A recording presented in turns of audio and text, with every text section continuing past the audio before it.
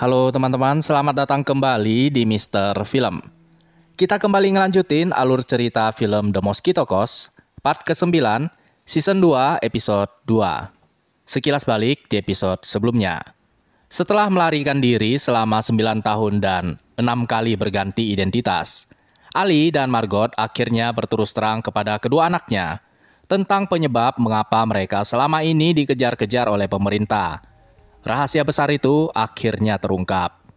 Buat teman-teman yang baru kali ini nemuin video ini, selesai nontonin ini silahkan juga kalian kepo-kepoin video dari bagian sebelumnya. Sebelum videonya kita mulai, Mister Film wajib ingetin ke teman-teman semua, kalau ini adalah sebuah konten spoiler. Dan kalau kalian nggak punya masalah dengan spoiler, yuk, mari kita mulai.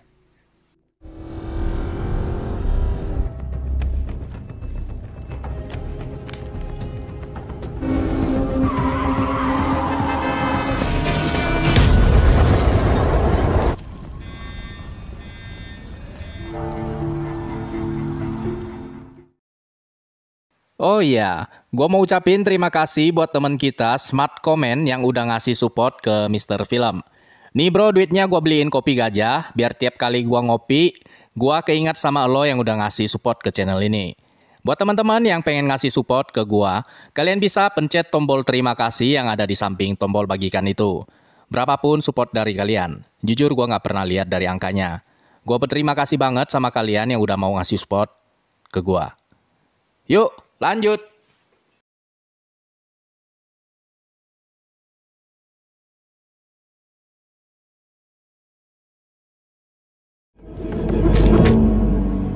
Perjalanan menuju Casa Roja yang begitu jauh dan memakan waktu yang sangat panjang, membuat Ali berkesempatan untuk mengajarkan kepada Dina bagaimana caranya membawa sebuah kapal. I see how she's drifting. Just a smidge, not too much. Current's pushing us too hard, we have to push back harder. Oh. Got it. Dan setiap kali kapal yang mereka naiki itu rusak, Ali memanfaatkan kesempatan itu untuk mengajarkan kepada Charlie bagaimana caranya memperbaiki mesin kapal. Pada suatu ketika, tiba-tiba saja terjadi sebuah badai yang sangat besar. Langit tampak sangat tidak bersahabat. Kapal yang mereka naiki itu sedang melintasi sebuah sungai yang alirannya begitu deras dan penuh dengan bebatuan yang tajam. Mesin kapal mendadak saja mati.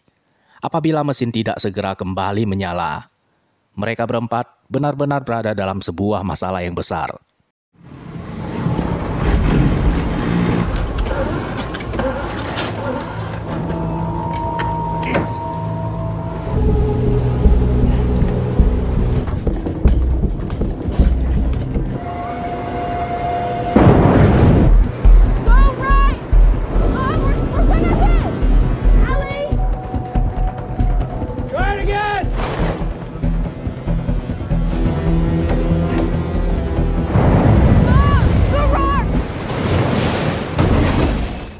Kapal terbawa arus dan kemudian menghantam batu.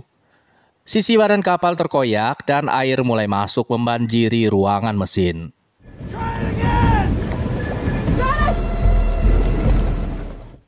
Ketika mesin kapal kembali menyala, Margot segera mengarahkan kapal itu ke perairan yang lebih dangkal, menghantamkannya ke tepian sungai.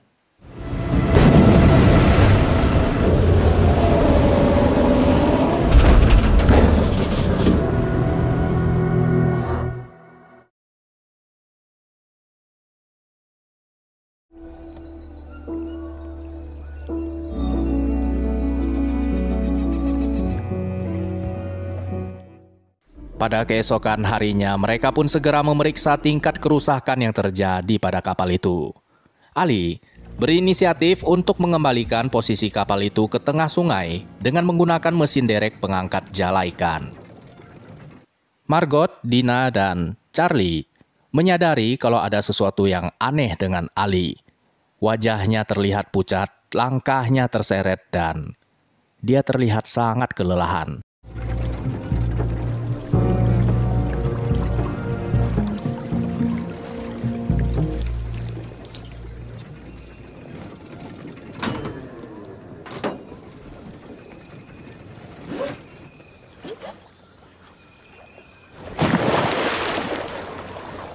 Ketika Ali baru saja selesai mengikatkan tali mesin derek itu ke sebuah pohon, tiba-tiba saja Charlie melihat seekor buaya masuk ke dalam air.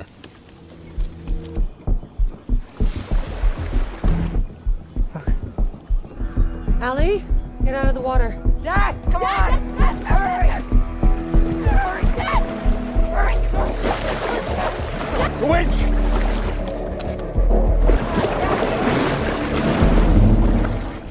Namun untung saja Ali berhasil naik kembali ke atas kapal tepat sebelum buaya itu sempat menggapainya. Mereka kemudian mencoba untuk mengembalikan posisi kapal itu ke tengah-tengah sungai. Dad, are you okay? Yeah. Great. Okay. Take it away, honey bear.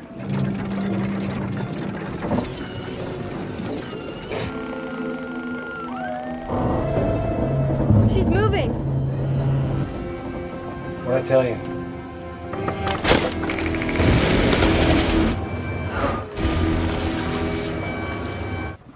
We broke a tree.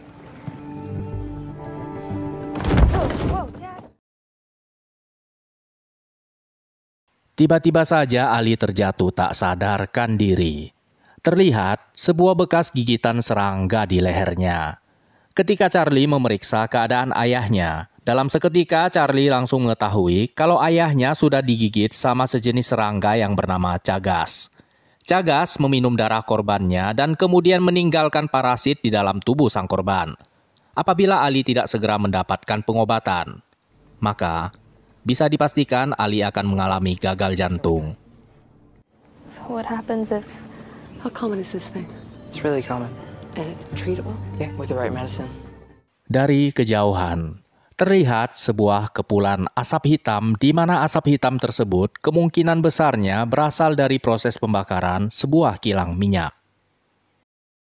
Margot kemudian menyuruh Dina menunggu di atas kapal sementara dia dan Charlie akan pergi ke kilang minyak tersebut untuk meminta obat-obatan. If your brain comes from him, what would he do? It's Dad's watch. Will you keep this for me? Let's go. You got this.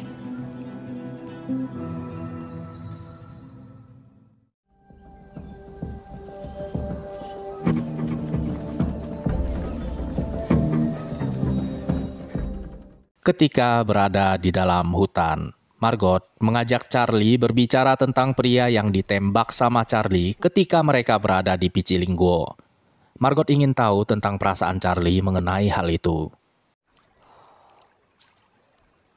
Charlie kemudian bilangin ke ibunya kalau dia tidak merasa bersalah sama sekali. Menurutnya itu adalah sebuah hal yang sangat wajar, di mana yang kuat bertahan dan yang lemah pasti akan mati. Hanya saja, ada sesuatu yang cukup mengganggu di dalam pikirannya, dan hal itu cukup sering dia pikirkan. Charlie baru tahu kalau segitu mudahnya untuk menghabisi nyawa seseorang. Mendengar curhatan putranya itu, Margot pun langsung memeluk Charlie.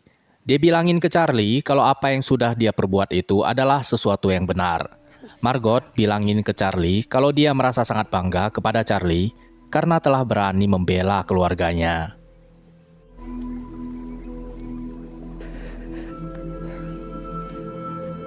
Come on, let's go save your dad.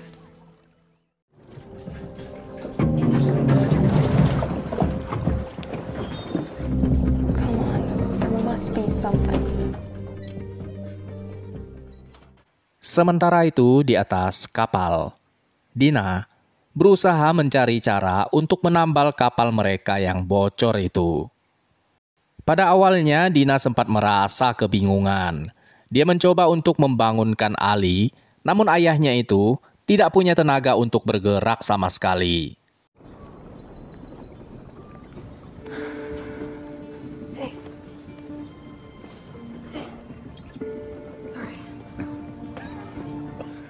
Kini Dina benar-benar sendirian. Dia harus memutar otaknya dan berusaha menambal kapal mereka yang bocor itu.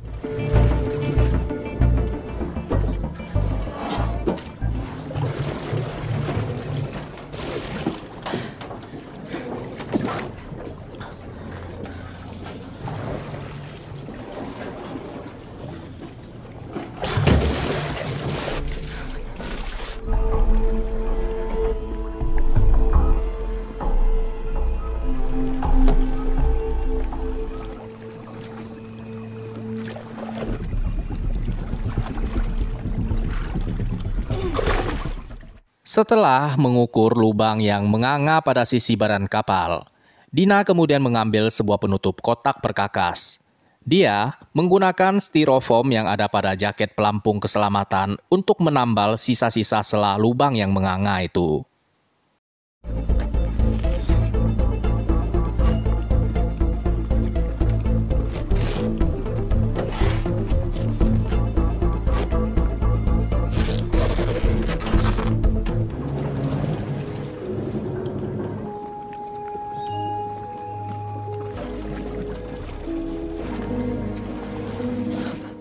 Air pun berhenti membanjiri ruangan mesin.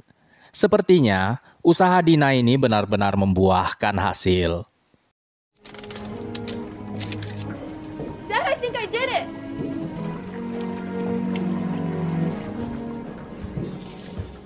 Setelah berhasil menambal kapal ikan mereka yang bocor itu, Dina pun segera kembali mengurus ayahnya.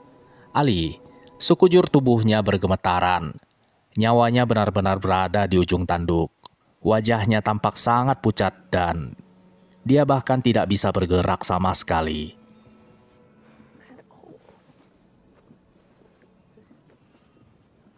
Dina kemudian duduk di sebelah Ali. Dengan sabar Dina menceritakan sebuah dongeng, di mana dongeng ini adalah sebuah cerita yang sama seperti yang Ali dongengkan untuk Dina setiap malam sebelum tidur ketika Dina masih berusia kanak-kanak. Setidaknya itulah satu-satunya yang Dina bisa lakukan untuk ayahnya yang sedang sekarat.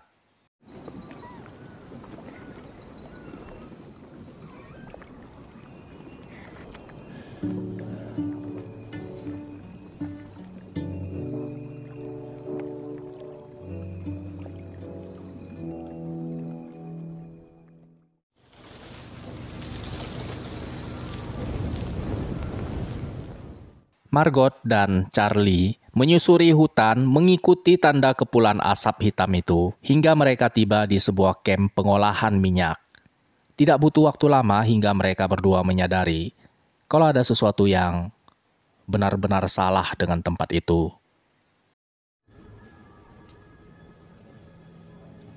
Kamp tersebut tampak terbengkalai dan tidak ada satupun orang yang bekerja di sana.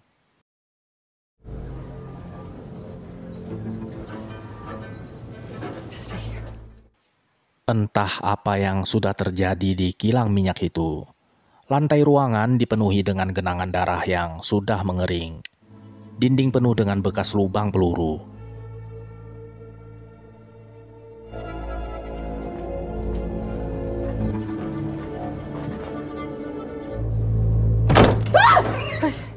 Charlie kemudian bilangin ke ibunya, apapun yang telah terjadi di sana, mereka berdua tidak perlu merasa takut kepada apapun. Genangan darah yang sudah mengering itu adalah sebuah bukti kalau tempat itu sudah lama ditinggalkan. Mereka berdua kemudian segera memeriksa semua ruangan yang ada di tempat itu dan lalu berhasil menemukan obat-obatan yang Ali butuhkan.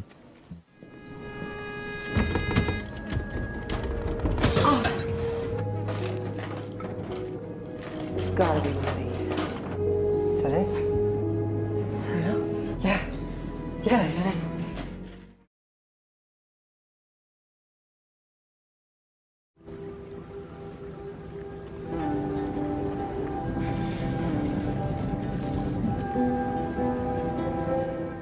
Dua hari kemudian, Ali terbangun dan melihat Dina sedang mengemudikan kapal melanjutkan perjalanan menuju Kasaroha. Tidak bisa dipungkiri jalan hidup yang mereka lalui ini memang penuh dengan lika-liku dan rintangan. Namun, Ali merasa sangat bangga dengan keluarganya ini. Setiap kali dunia memberikan mereka kesulitan, keluarga ini selalu menemukan sebuah cara untuk bertahan. Kesulitan sebenarnya hanyalah sebuah pembelajaran yang sedang menyamar.